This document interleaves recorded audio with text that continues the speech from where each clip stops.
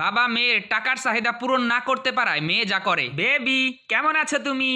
হ্যাঁ, আমি খুব ভালো আছি। তুমি কেমন আছো? আমি বেশি ভালো নাই, আমার মুড অফ। কেন কেন কেন, কি হয়েছে?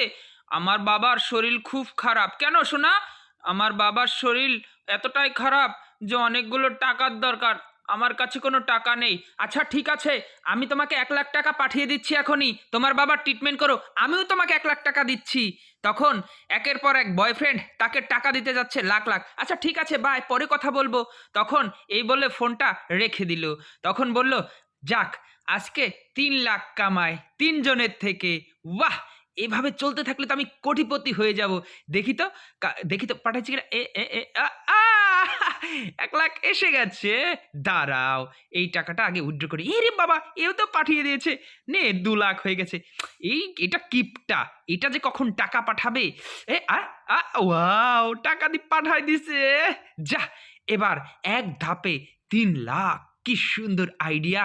এই আইডিয়াটা চলতে থাকলে তো আমি কোটিপতি। তখনই তার বাবা ঘরের ভিতর ঢুকে পড়লো, আর মেয়ে কিছু না বুঝেই আবার যখন শুরু করলো অন্যদের সাথে চ্যাট, তখন বলল, বাবা, আরে এ সমস্ত কি চালাইতেছো? আরে বাবা, তুমি এখানে আর এখানে ঢুকে পড়লে আমার অনুমতি ছাড়া। আরে আমি তোমার বাবা হই, এই রুমে ঢুকতে আমার অনুমতি লাগবে না।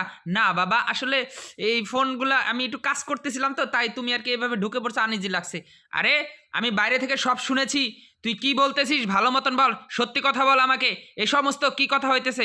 না রে বাবা, রিল বানাইতেছি, তাই এক এক অ্যাঙ্গেলে এক একটা মোবাইল রাখছি যাতে ফটোগুলো ভালো হয়। আরে বাবা, তুমি আমাকে বিশ্বাস করতেছো না? বিশ্বাস অবিশ্বাসের কোনো কথা না। এত দামি দামি আইফোন, এগুলা কোথা থেকে আসলো? আমি তো তোকে একটা বাটন ফোন দিয়েছিলাম, আর তারপর একটা নর্মাল অ্যান্ড্রয়েড। এইসব আইফোন কোথায় পেলি তুই? সত্যি সত্যি কর। আরে বাবা, আমি বান্ধবীদের কাছ থেকে এনেছি রিল বানানোর জন্য। তুমি কেন বিশ্বাস কর না মাই ডিয়ার বাবা?